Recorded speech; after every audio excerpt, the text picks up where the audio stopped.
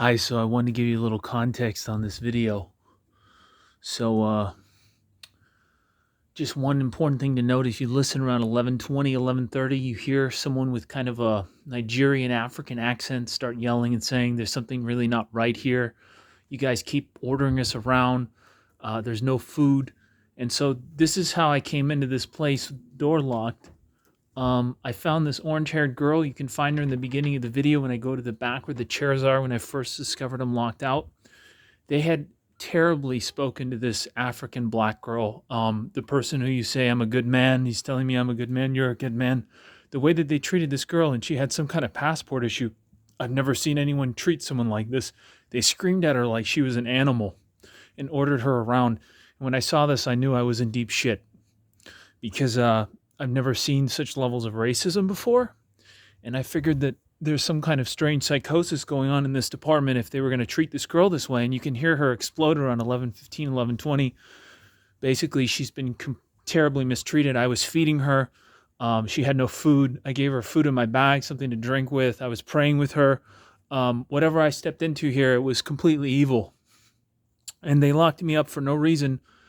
Turkish Airlines in New York approved me all the way to Sweden, Stockholm, and in Istanbul. They stopped me because of my passport, even though it was approved already by the airline, and sent me to this transit area. And I walked through it for 2 days straight with almost no help and no managers.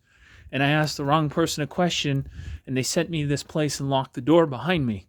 And the first example I had of how they treat people was this African girl with this orange hair. And quite honestly, I'm not sure if she made it. I think she might have disappeared. This was the 19th, I believe, of February. And what's so odd is they say that I leave this day. And I just found this out from Turkish Air. They have an air flight that I flew back on supposedly on the 19th of February, except I was in a jail in this airport. You don't see this part. It's after they arrest me and handcuff me. I was in some kind of a makeshift jail with 7 or 8 other people for 5 days after this. And they would switch people in and out, but I felt like people weren't really going home. And it was the craziest experience in my life, I have to say. And it's unbelievable. And I made scenes. I made a scene there. I screamed for help. I made a scene when they were going to transport me or wherever they were taking me to some remote place in the airport on the 24th/25th. The days are hazy because there's no clock. The lights don't go off, things of that sort. And they barely fed us. But also the flight I went back on, I have no ticket. There's no record of me flying home. And when the flight landed, they told me we were still in Turkish property, Turkish territory, so I couldn't deboard with everyone else. And I threw a fit, and a girl came up to me crying. She heard me the whole flight, caring about these people that were next to me, that were keeping me prisoner, even on the flight home, praying with them. Eventually, they took off the zip ties. They realized I wasn't a threat at all. I was a good person. I did nothing wrong the entire trip, and I was completely abused for a week. And it seems that they're trying to erase that I was even there past the 19th. And I can prove I was in New York City. I can prove I landed that day. I have proof that I was there until at least the 24th.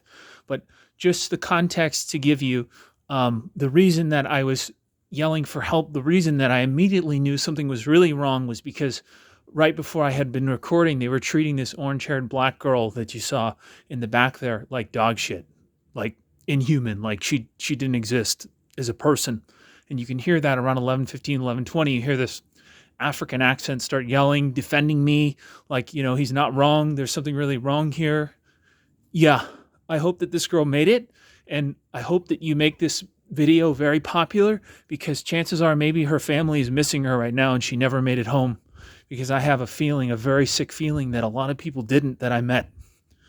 And I even went to their embassies when I came back in New York City with nowhere to go. They kept all my stuff. I still walked for days on end. I walked to my UN.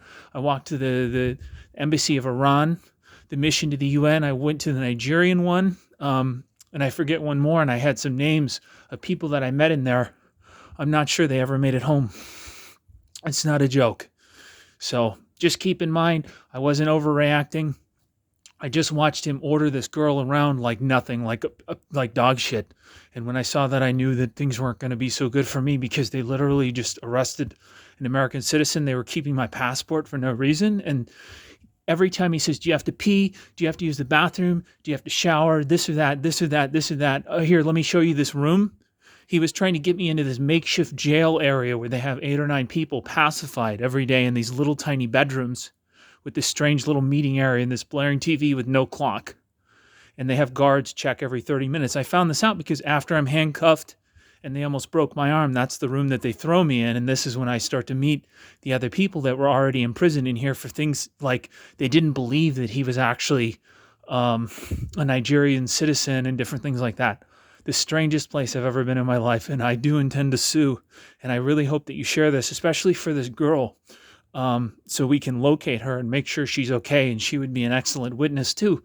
So please spread this video. Thank you, and there's some context. Bye.